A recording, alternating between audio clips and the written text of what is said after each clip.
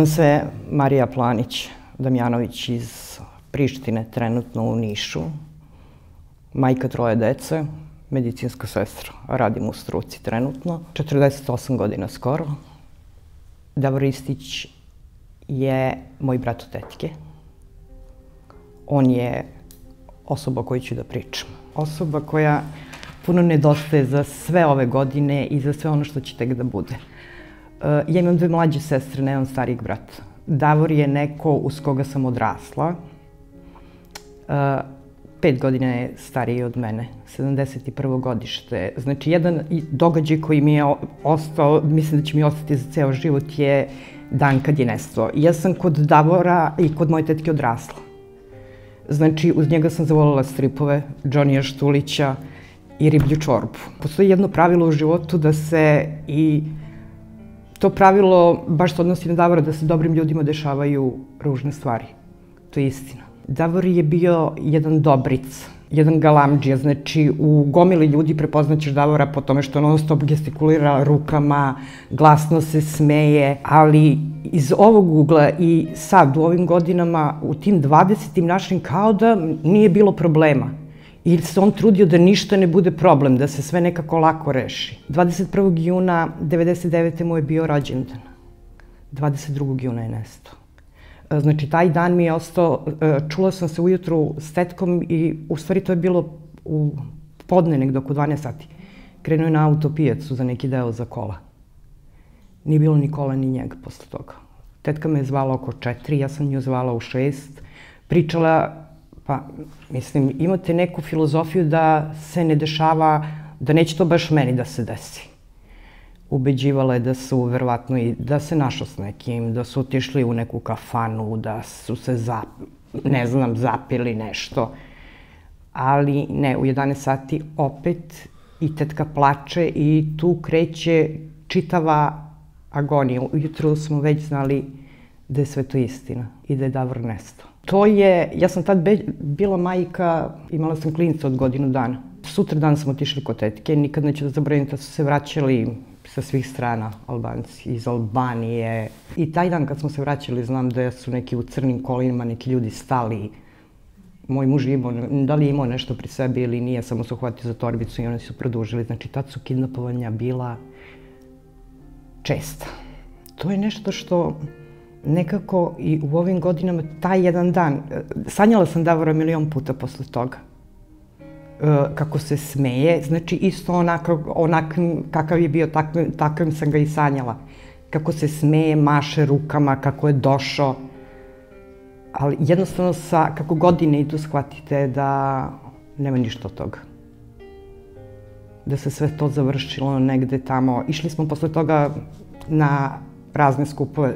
Nekoliko dana posle toga u Bresiju.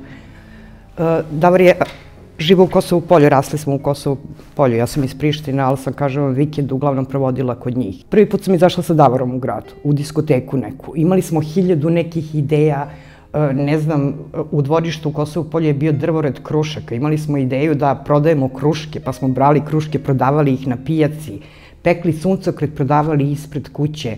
Znači, ne znam, svašta smo nešto radili što, eto sad iz ovog ugla to je baš smešno. Možda i tad bilo smešno kad smo imali 14 i 17 godina. 14, on je imao 19, ajde. Vozio je Jugo i taj dan, kažem vam, tog 22. juna 1999. je krenuo po neki deo na autopijaci. Niti su našli auto, niti su našli njega. Nekoliko dana posle toga u Bresiju je bio neki skup, mislim da je Michael Jackson bio general koji je prisustvovao tom skupu. Moj engleski u to vreme je bio jako dobar. Kaže čovek koji je bio pored toga, ajde, pored nas, ajde pitaj ga gde ti je brat. Imali su dojave i da su na Dragodanu u nekoj školi i ne znam gde sve, da su hteli, mogli su sve da reše. Tad, Kvor da je hteo.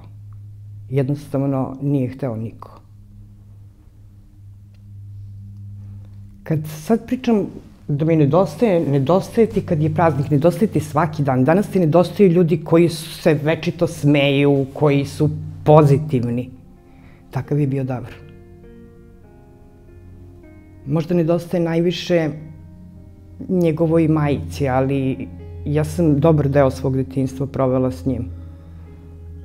Tako da nedostaje za sve i što tek treba da se desi. Išla sam pre nekoliko godina na neke radionice u Beogradu. Da kažemo da je nešto od svega toga urodilo plodom, valjda će, nekad.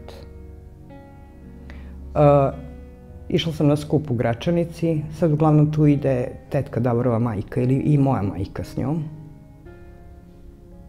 Pa ništa od toga nije urodilo plodom i dalje ne znaš ni gde je, ni šta je. Nekad kad sam sama sa sobom razmišljam kroz šta je sve prošao. Pa onda se tešiš, možda i nije prošao, možda nije sve to tako. Kako zamišljaš da je moglo da bude i kad gledaš Žutu kuću i ostalo? Čemu da se nadamo? Da ćemo jednog dana da saznamo gde su i šta su. Nada je možda i bila do pre nekoliko godina, nekoliko, 10-ak godina. Možda i više. Ali sad je nada samo da znaš da možeš negde da sahraniš brata, sina i da znaš da je moj grob.